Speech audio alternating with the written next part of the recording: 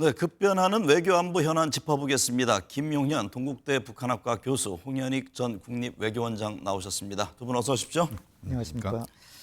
홍현익 원장님, 북한이 어제 또다시 17일 만에 오물풍선을 날렸습니다. 오물풍선 도발이 계속되고 있는데 어떤 배경으로 보세요?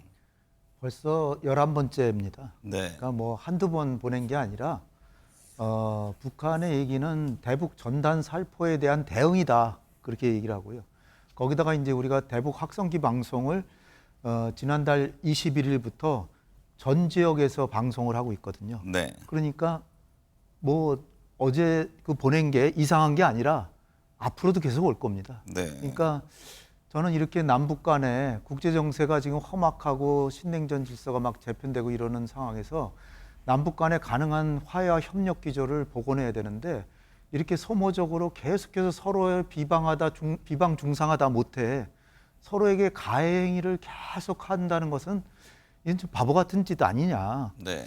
그러니까 북한 정권은 뭐 비정상적인 정권이라고 보면 정상적인 정권인 우리 대한민국 정부가 먼저 좀 우호적인 조치를 하죠. 북한을 관리하고 통제하고 그렇게 해나가야죠. 네. 우리 책임이 좀 크다고 봅니다. 김 교수님, 우리 네. 군은 오물풍선 레이저 격추 실험을 비공개로 진행했다고도 하는데 네. 이게 우리 군의 오물풍선 대응 방침에 변화가 있는 겁니까? 지난 6월 달에 그 태안에 있는 안흥 시험장이 있습니다. 네. 거기에서 국방과학연구소 ADD라고 하는데 국방과학연구소가 레이저 실험을 했습니다. 이제 풍선에 대고 했는데 이 절반의 실패와 절반의 성공을 거둔 겁니다. 네. 절반의 실패는 뭐냐면 이 풍선 자체는 레이저를 쏘더라도 터지지가 않습니다. 왜냐하면 이제 풍선을 레이저가 투과해 버리기 때문에 네. 쓰레기만 이제 그 레이저가 그 파괴시킬 수 있는 뭐 이런 정도가 지난번에 실험을 통해서 이루어졌는데 현재로서는 우리 정부의 새로운 대책이나 방침을 만들기는 쉽지 않다고 봅니다. 왜냐하면 네. 고사총으로 이제 쏘는 것도 고려가 됐었는데 이게 이제 탄착 지점이 이북 특정 지역이나 또는 우리 접경 지역 주민들이 사는 곳으로 떨어지게 되면 문제가 되고요. 네. 또 하나는 그 내용물에 만약에 생물학 무기나 화학 무기가 만약에 들어있을 경우에는 또 다른 엄청난 문제가 발생할 수 있기 때문에 네. 현실적으로 가장 원시적인 무기라고 할 수 있는 풍선에 가장 선진적인 무기체계가 대응을 못하는 이게 현실이라고 봐야 되겠습니다. 김여정 북한 당 부부장이 조카인 김정은 위원장의 딸 김주애에게 깍듯하게 고개를 숙인 장면이 포착이 네네. 됐습니다. 네네. 이를 두고 후계구도가 굳어진 것 아니냐 이런 시각이 있던데요. 그것은 뭐 저는 이례적인 모습을 갖고 또는 공식적인 행사장에서 네. 예우 차원에서의 행위를 가지고 그것이 곧 김주애로 만약에 그 후계자가 확정이 됐다라고 이야기하는 것은 조금 적절치는 않다고 보고요. 전체적으로 보면 이제 김여정 부부장의 역할은 중요한 공식 행사의 총괄 책임자입니다. 네. 그리고 실무 책임자이기 때문에 전체적으로 행사를 하는 데 있어서 중요한 역할을 한다는 것이고 당시에 이제 김주애가 석 달 만에 이제 등장을 했는데 어쨌든 최고 지도자의 딸이기도 하고 또 후계군으로서도 물망에 오르고 있고 뭐 이렇게 본다면 그 정도 예우는 뭐 할 수 있는 것이다. 왜냐하면 이건 사적 관계에서 행사가 아니고 네. 공적 관계의 행사이기 때문에 그걸 가지고 마치 이제 김주애로 굳어진 거 아니냐라고 보는 견해는 조금 너무 앞서가는 것 아니냐 하는 판단입니다. 홍영기 전 원장님, 태영호 민주평통 사무처장 말로는 북한에서 김주애에게 남동생이 있다는 소문이 돈다고 하던데요. 전 국정위원장이었던 박지원 의원도 비슷한 뉘앙스의 얘기를 했습니다. 그렇다면 아직은 이게 후계구도가 어떻다고 얘기하기는 이런 측면이 있는 것 아닌가요? 그렇죠. 수년 전에 우리가 이제 국정원에서 파악한 게 김주애 오빠도 있고 오빠가 있다는 정보는 단지 그 해외 공간에 사내 아이 그 장난감을 좋은 거 사서 보내라 그런 첩보였다 그래요. 네. 그러니까 확실한 게 아니죠. 오빠가 있는지 확실하지 않고 또 남동생도 하나 있다는 첩보를 갖고 있었습니다. 그러니까 이남 일녀다 이런 첩보죠. 그러니까 확인되지 않았기 때문에 첩보입니다. 그런데 지금 김주애가 아까도 화면에 나왔지만 그 김여정이 이렇게 허리를 좀 굽혀가면서 안내를 했다고 하지만 실제로 요번에 그 행사 보도한 데에서 김주애를 아예 빼버렸어요. 네. 그게 이례적이라는 거죠. 완전히 후계자라 그러면은 전면에 내세워서 계속해서 그 홍보를 할 텐데 이번에는 참석자 명단에 보도를 안 했단 말이죠. 네. 제가 이렇게 보기에는 아직 그 김주애가 후계자라고 명확히 보기는 좀 어려울 것 같고요.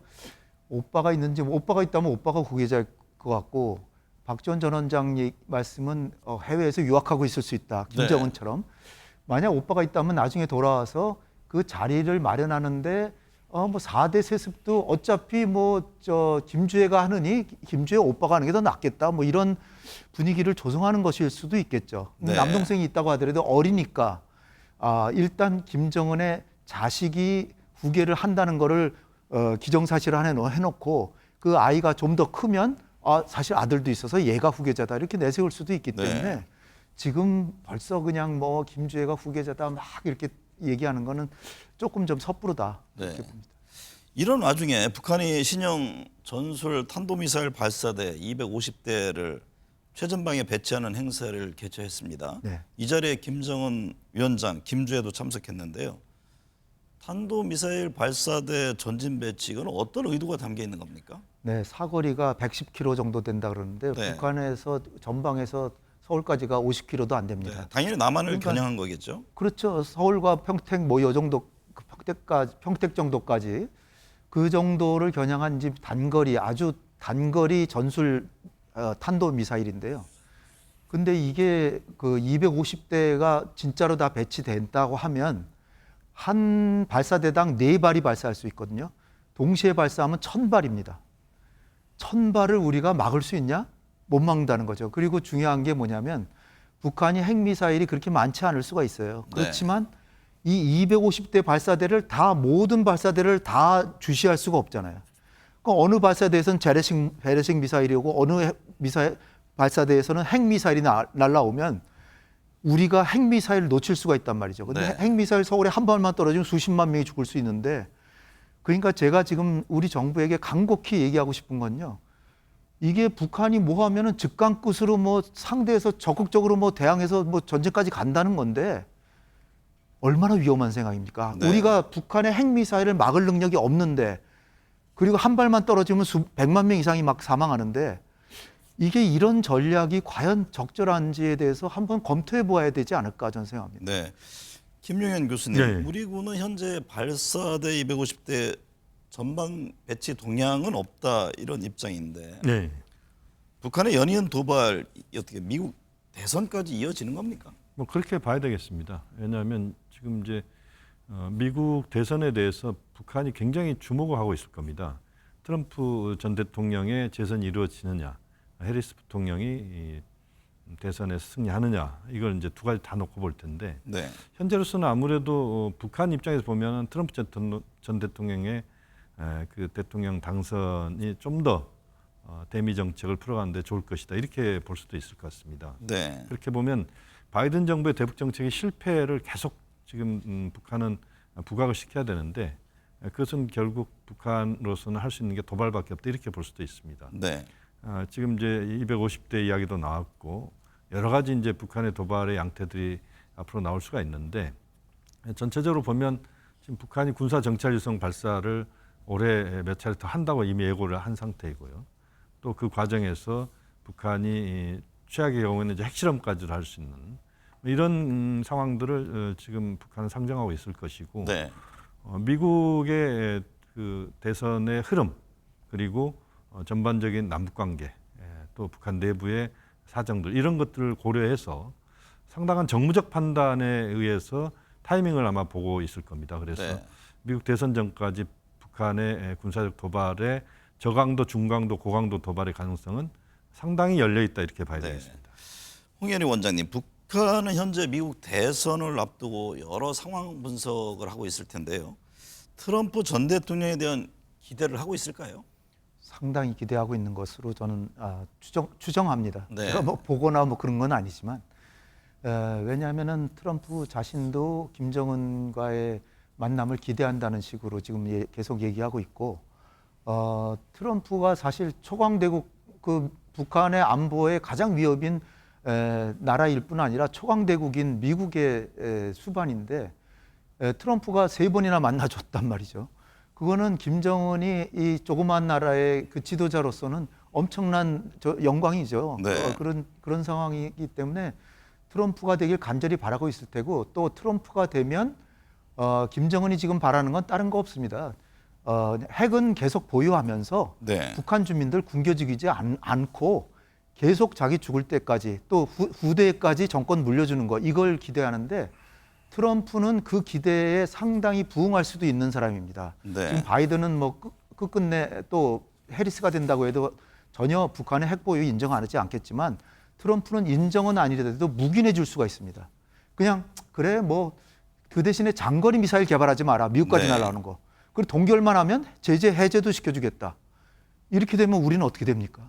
큰일입니다. 그래서 네. 트럼프가 됐을 때는 지금 해리스가 됐을 때하고 전혀 한반도 양상이 바뀌기 때문에 상당히 우리가 지금 준비를 해야 되는데, 그중에 가장 중요한 거는 남북 관계의 첫걸음이라도 떼어놔야지, 그렇지 않으면은 완전히 통미봉람의 굴레에서 벗어나지 못할 가능성이 있다. 네. 그런 위기가 다가오고 있습니다.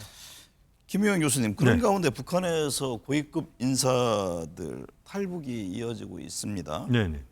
엘리트층의 탈북 어떤 배경으로 이해하세요? 그 엘리트층의 탈북이라고 이제 포괄적으로 이야기하기보다는 네. 외교관들의 탈북이 이제 주로 외교관들이요? 이루어지고 있다고 봐야 되겠습니다. 이제 태영호 영국 공사가 2006년도에 이제 나오면서부터, 그다음에 2023년도에 작년 11월달에 최근에 이제 쿠바 대사관 리일규 정부 참사가 나왔지 않습니까? 네. 이 탈북의 이 배경은 두 가지로 저는 보고 있습니다. 하나는 북한 경제 상황이 나쁜 것이 계속 지속되고 있다는 겁니다. 외부 세계에 이제 직간접적으로 외교관들이 노출돼 있지 않습니까? 네. 그리고 북한 내부에서 이 외교관들에게 요구하는 것들이 굉장히 많습니다. 심지어 뭐 쿠바에서는 이제 시가 같은 경우를 밀수하는 뭐 이런 것까지도 이야기를 했다는 거 아니겠습니까? 그러니까 경제적으로 북한 내부의 상황이 좋지 않은 조건에서 외교관들에게 과중하게 부여되는 여러 가지 그 임무들, 여기에 대한 부담들이 작용하는 것 같고요. 또 하나는 뭐 우리가 그 간과하기 쉬울 수도 있습니다. 이 가족 문제도 있다고 봅니다. 네. 왜냐하면 보통 외교관들이 나갈 때는 자식들을 다 데리고 가지는 않습니다. 그러니까 그러니까 아이가 둘이면 한 명은 데리고 가고 한 명은 북한에 두고, 이런 경우가 있고요.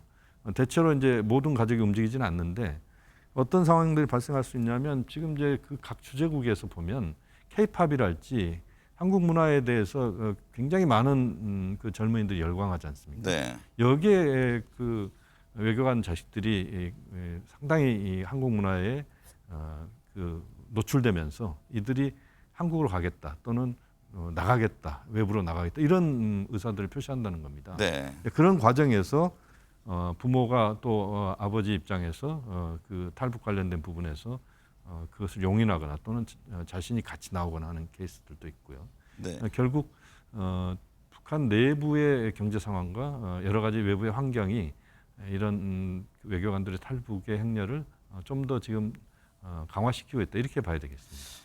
홍 원장님, 최근에는 북한 주민 한 명이 강화도 앞 교동도로 기순했습니다. 이게 뭐 태영호 사무처장은 북한군 경계가 허술해졌다, 이런 평가도 하던데, 북한의 경제 사정이라든가 이 상황이 지금 악화되고 있는 걸까요? 그렇죠. 경제 사정은 여전히 안 좋고, 네. 특히 또 김정은이 남북한 관계를 적대적인 그 교전국 관계라고 이제 규정하고, 완전히 남북한 간에 장벽을 쌓는 식으로 휴전선 인근에 수많은 병사들을 동원해서 폭우가 오는데도 불구하고 계속해서 하루에 10시간 이상씩 일을 시키고 지뢰도 매설하고 장벽도 설치하고, 그런데다가 지금 최근에 그 신의주 인근에서 엄청난 홍수가 일어났잖아요. 김정은 자신도 가가지고서는 뭐 위로도 하고 뭐 했지만은, 거기에 이제 그 복구 작업에 군 병력들이 다 가서, 군 병력들이 건설 병력이에요. 그러니까 거기 다 투입되고, 그러니까 군의 본연의 역할을 북한에서 못 하고 네. 피곤해서 다 자고 있다. 그런 상황이 이제 초병 근무가 이제 해이하니까 처음에는 뭐 걸어서 도보로 걸어오다가 그다음에 조금은 헤엄쳐서 왔다는데 애초에는 2명이 오는 걸로 파악이 됐답니다. 근데 네. 한 명은 익사를 했든지 아니면은 귀순을 포기했든지 하고 한 명만 넘어왔다는데 이 교동도 지역이 2.6km밖에 안 된대요. 남북한이 그렇게 네. 가까워서 근데 요번에 좀 이례적인 게 보통은 스티로폼 같은 부유물을 타고 많이 오는데 요번에는 아예 그냥 썰물 때 그냥 걸어서 오다가 수용해서 왔다. 네. 그걸로 봐서는 북한군 경계가 이게 남북한 경계인데도 좀 소홀한 거 아니냐 이런 추정이 가능한 거죠. 김용현 교수님, 네. 사도광산 유네스코 세계유산 등재 과정에서 우리 정부가 전시물의 강제란 표현 명시를 요구했지만 일본이 거부한 걸로 네. 알려졌는데요. 우리나라 요구를 받아들이지 않은 상황에서 사도광산 등재를 왜 동의해 준 건지 이게 네. 논란입니다. 네. 이게 외교 참사 아니냐 이런 지적까지 나오고 있습니다. 지금 이제 이 문제는 굉장히 민감한 문제이기도 하고요. 네. 특히 한일 관계에서 이제 역사 문제에 대한 여러 가지 우리의 입장이 그동안 일관돼 왔었는데 윤석열 정부 들어서 이게 조금 옅어진 건 사실인 것 같습니다. 2015년도 이제 군함도 문제에 있어서도 이제 일본의 입장과 우리의 입장이 부딪힌 적도 있었는데 어쨌든 불확실한 일본의 약속을 믿고 이제 동의를 우리는 해준 것이고 네. 약간 사후 정당화에 이제 급급하는 듯한 이런 모습을 보이고 있는 것 같습니다. 결국 역사 문제와 관련된 부분에서는 여전히 이제 정확한 역사적 사실에 대한 평가 그리고 이제 그 과정에서 미래지향적인 문제는 또 다른 차원에서의 접근 이게 우리의 정부의 저는 일관된 입장이어야 된다고 보는데 네. 이 부분에서는 명확하게 좀 우리 정부가 그 정권의 어떤 입장과는 좀 더 다른 차원에서 우리 정부의 입장들이 좀 일관될 필요가 있다. 네. 이 부분을 좀 지적을 해야 될 것 같습니다. 홍 원장님, 일본이 우리나라의 사도광산 강제 노동에 동원된 조선인 명단도 지금 제공하고 있지 않습니다. 네. 일본 정부가 매년 추도식을 개최하겠다고 한 약속 이게 또 뭐 제대로 지켜지겠냐 이런 또 의구심이 나오네요. 네. 이번 사건이라고 얘기할 수 있을 것 같아요. 네. 우리가 얼마든지 그 유네스코 등재를 막을 수 있었거든요. 우리가 유네스코 등재위원회 그 위원이기 때문에 이게 거기 등재 여부는 다수결로 하는 게 아니라 만장일치로 됩니다. 네. 만장일치라는 거는 우리나라가 반대하면 무조건 안 되는 거예요. 아 그렇군요. 만장일치군요. 그런 상황에서 우리가 그러니까 유네스코에서 계속해서 사도광산에 대해서 일본이 한국에게 성의를 보여서 둘 간의 문제를 해결해라라고 계속해서 여러 차례 얘기를 했거든요. 그럼 우리나라가 굉장히 그 우위에서 협상을 할 수 있는데 그런 상황에서 지금 외교부가 저도 한때 외교부에 있었습니다만은 너무나 부끄럽습니다. 네. 외교부가 하는 행동은 뭐냐면은 이 그 일본에게 강제 동원이라는 거를 명시해 달라라고 요청을 했을지 몰라요. 네. 그렇지만은 일본이 거부하니까 에이 그럼 없던 걸로 하자는 식으로 합의해 준 걸로 전 그렇게밖에 볼 수가 없는 거예요. 네. 왜냐하면은 외교부에서 급급히 해명하다가 일본이 동의했다, 성의를 보이기로 했다 이렇게 얘기했는데 계속해서 언론이 추궁하니까 나중에는 결국은 강제 동원이란 말을 빼기로 합의했다란 말이 나왔습니다. 네. 그리고 일본의 그 협상 관계자들, 고위 관계자들, 뭐 총리라든지 외교부 장관이나 이런 사람들 물어보면 이 외교상의 문제이니까 구체적으로 얘기하기가 어렵다. 그게 뭐겠습니까? 한국 정부가 강제 동원을 명시 안 해도 우린 동의하겠다라는 얘기를 했는데 그 얘기를 하면 한국 외교부에 누를 끼칠까 봐 얘기 안 해준다는 거예요. 네. 그러면 우리나라 대한민국 외교부는 누구를 위한 외교부입니까? 네. 대한민국의 국익과 일제시대 때 그렇게 수많은 사람들이 그 불법으로 인권 탄압이잖아요. 우리 정부가 지금 인권 외교한다고 그러잖아요. 인권을 중시하면서 왜 우리 조상들 인권이 그렇게 수탈당한 거를 왜 그냥 보고 일제의 그 식민 지배를 합리화시켜주고 정당화하는 걸 왜 손을 들어줍니까? 네. 그러니까 우리 외교부가 각성해야 되지 않나 저는 그렇게 생각합니다. 뭐 시간이 얼마 안 남았는데 미국 대선 좀 잠깐 짚어볼까요? 김희영 교수님. 네.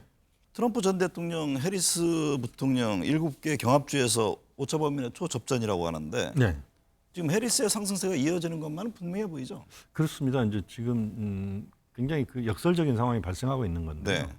지난번에 이제 트럼프 전 대통령에 대한 피격 사건을 계기로 해서 거의 게임 끝난 거 아니냐, 뭐 이렇게 봤는데 보면은 이제 민주당이 카드를 잘 꺼내든 거죠. 네. 해리스 부통령 카드를 꺼내들었고 또 부통령 후보에도 보면은 이제 팀 월즈 미네소타 주지사가 이제 등장을 합니다.